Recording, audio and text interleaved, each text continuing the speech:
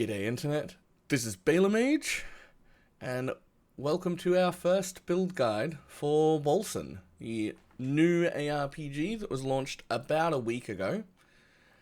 We have decided to avoid all of the bugged things that we could find, avoid all of the unethical nodes on the tree that do things they're not supposed to do, and we have come up with a patch-proof, ethically sourced, vegan-friendly, gluten-free ailment build. It may not be quite as powerful as some of the cheese builds that we've seen around that are abusing things that I believe are not intended, but this should be, for the most part, completely patch-proof. So, what we've come up with is material ailment scaling. So that means I'm scaling rend and toxic damage mostly. We are using Flight of the Gavir, I think is how that's said. It is the giant hammer throw that is used for our big boy DPS when we want to destroy a rare or champion mob or whatever it is that they are called. We've got Phantom Blades, which is the ninja stars that we throw two of out. They stack, at this point, 3 poisons per hit out, and they're really, really good for clearing packs of small mobs. We have Sovereign Shout, which is a very, very nice buff that also generates rage for us, which is great. We have Juggernaut, which is a shield ability that works kind of like Molten Shell. We'll go into how we've spec'd all these abilities in a moment. And then we have Warpath, which is our 5th skill only and isn't needed for the build at all, but it is a very, very nice movement skill. So as soon as you unlock your 5th slot, that's what should go in there.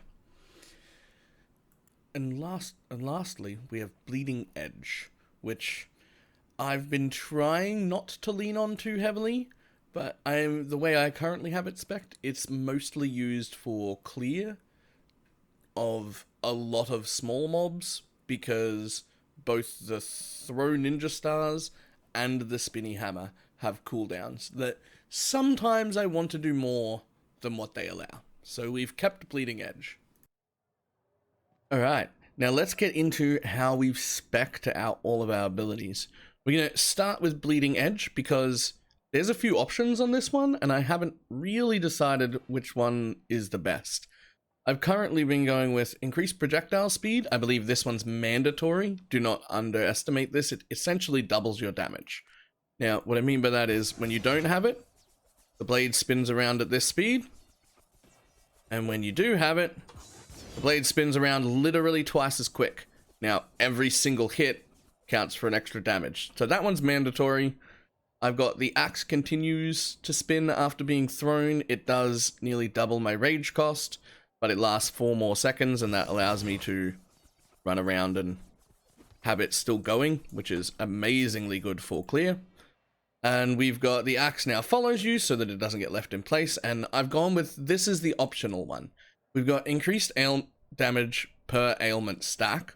We could also go with ailment chance and ailment damage for more immediate damage from that first hit, but less ability to stack up damage.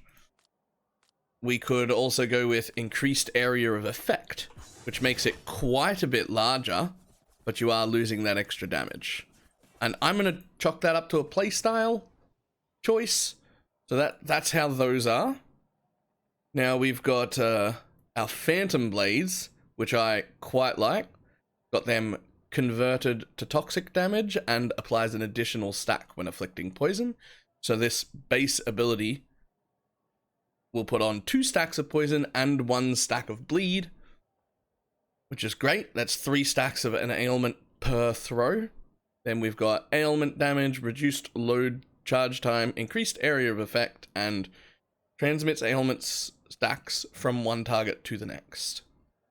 Basically makes pack clearing a lot better. If I wanted more single target damage for bosses out of this, I would drop that and start picking up other nodes.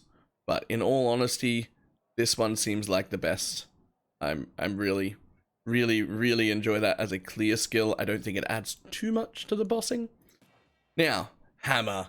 This is my fun one. I really like this one. So we've got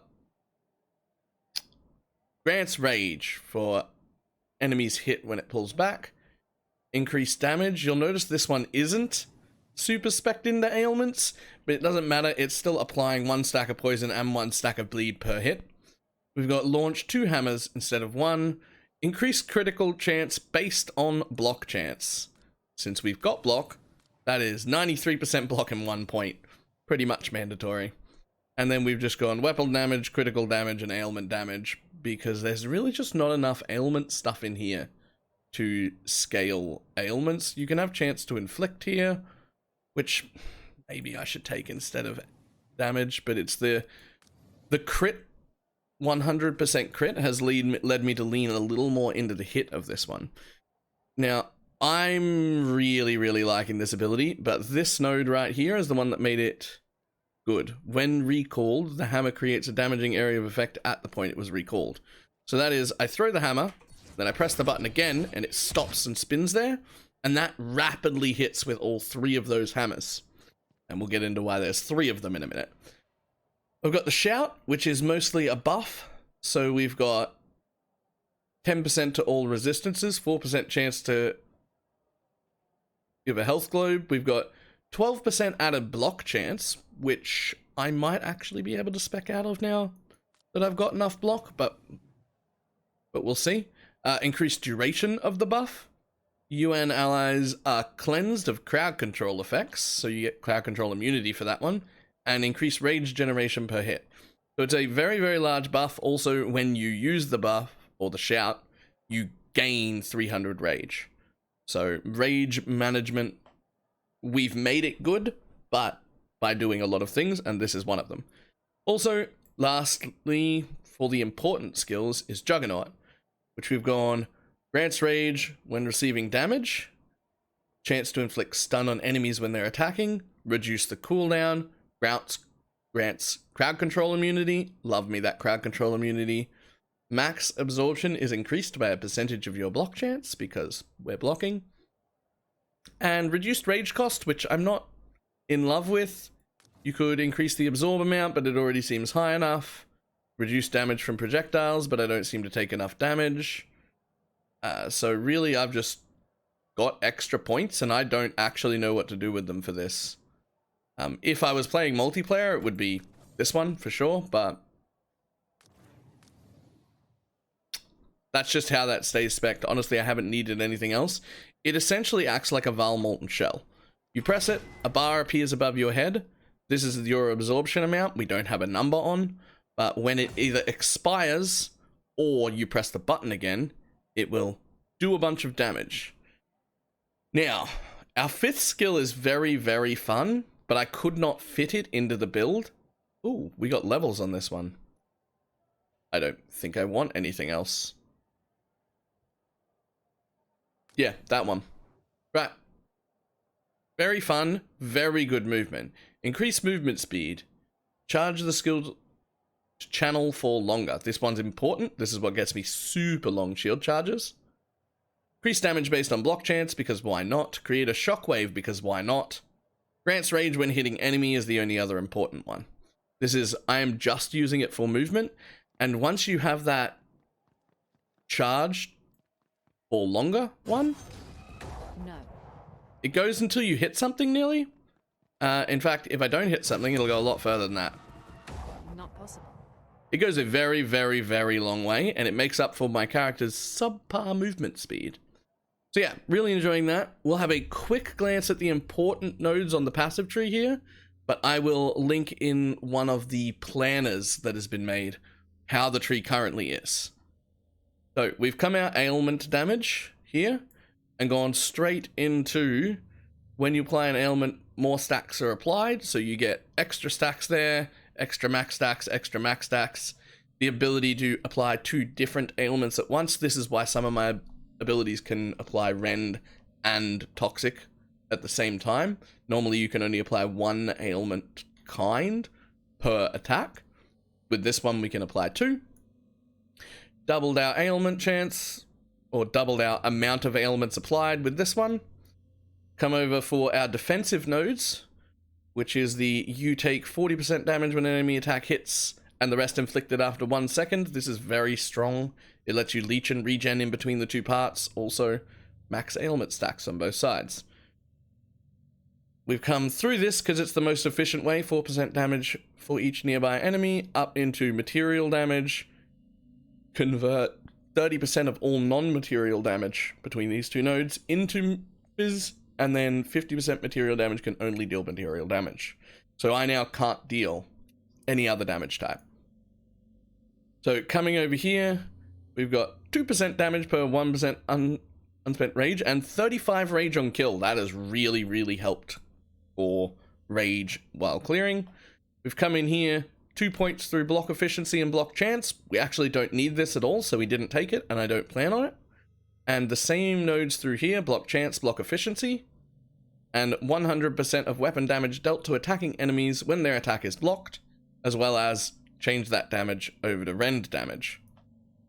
We've also come over here for 2 travel points and grab the +1 projectiles to all projectile skills. This is why I have 3 hammers instead of 2 and 2 ninja stars instead of 1. So that's been quite nice.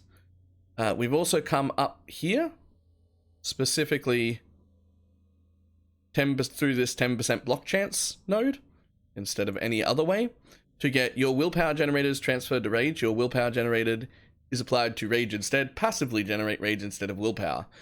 In all honesty, you can probably get by with either Child of Fury or this Appetite for Bloodshed node. Either one of them is probably enough to get by, but I've taken both of them because I'm not super great at managing resources, and taking both of them together has made it a complete non-issue. I almost always have full rage.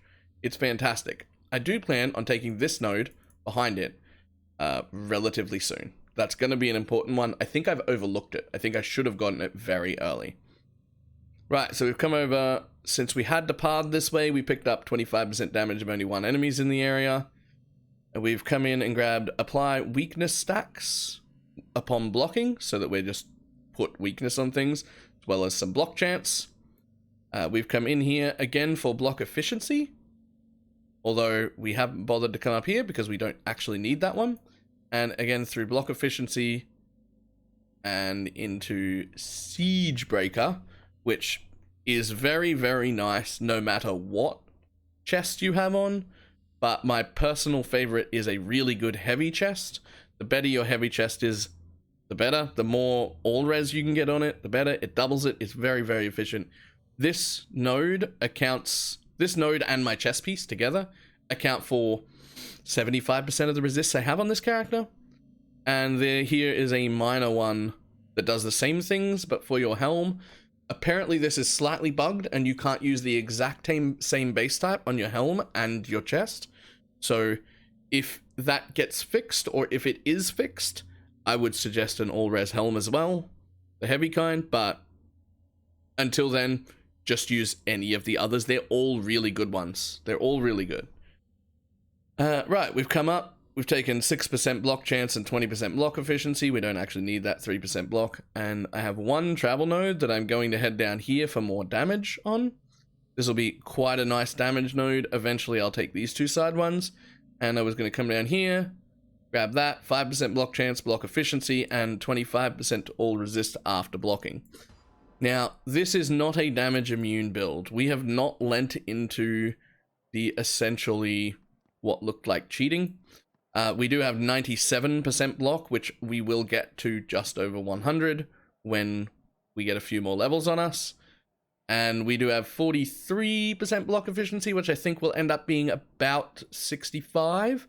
So that'll just be a straight up 65% damage reduction, as well as our 55-ish% reduction because of resistances, which I'm assuming are multiplicative. So I assume I should take roughly 20 to 25% of all incoming damage. I'm assuming they're multiplicative. That's an assumption, but I feel like a safe one. As far as stats go, I have not put a single point in anything in ferocity, toughness, or agility. It is 100% wisdom all of the time. I'm a little bit saddened by the stats here because I'm pretty sure now that the correct move is to find the one that's the most important to your build, and then never put a single point in anything else except that. And that makes me a little sad. That just makes it a very uninteresting system. All the rest of my stats have just come off gear in the passive tree. A little disappointed by that, but all in all, very happy about it. Quick look at gems. We're going straight up rend or material damage in general, as much as we can on the weapon. We've got a pretty decent weapon. And we've gotten a lot of block chance jewels in our gear. So nothing else is too important. We really like resource generation, and we really like rage and willpower cost reduction. Those are amazing. The more of those I can get, the better. We've got currently, 4 pieces with it on, although they're all really low rolls. Except that one's 30, which is quite nice. But yeah, we want to get more of that. But you can see a lot of block efficiency and block chance and resource generation. This one, transfer time, actually felt pretty good to get 1 transfer time. In the occasional event that I've been on something for long enough that I've burned through my rage and I have to wait for it to come back, which is very rare. The belt is very much not important. It's 46% magic find, and the rest of the stats on it are pretty much garbage for me. But how are you not supposed to wear a magic find gear when you find it? So apparently this is just my belt forever. And yeah, that is pretty much it. I'm really enjoying this game. I want to wait another few days, up to maybe a week, before I do a full review of this game, which I'm going to do because it has a lot of promise, but I would like to see just a little bit more bug fixes and, passes over before I stamp my verdict on it forever. So yeah, this is my first usable build. I am comfortably able to do 103, 106 right now at level 70, so I'm pretty happy about it. We're still powering through. I'm going to keep playing it for the next few days, so I'm having a lot of fun. If you haven't tried this game yet, do give it a go. There is a link to it in the description below. I am BalorMage, and I will see everybody later.